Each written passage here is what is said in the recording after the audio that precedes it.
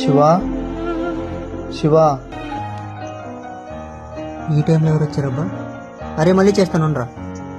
ఏం రా ఈ టైంలో వచ్చినావు? కొద్దిగా ఎమర్జెన్సీ రా. సరే లోపల రా, మాట్లాడదాం. ఏంట్రా ఎమర్జెన్సీ అన్నావు, ఏమైంది? కొద్దిగా డబ్బులు అవసరం ఉన్నాయరా.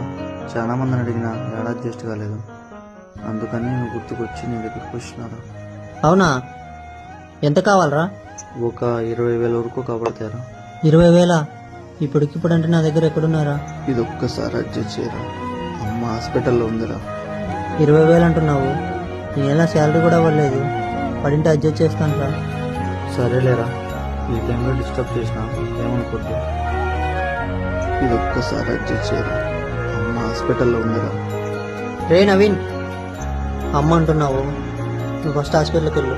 నేను ఎక్కడో చోట డబ్బులు అడ్జస్ట్ చేసి నీకు పంపించేస్తా, సరేనా? థ్యాంక్స్ రా.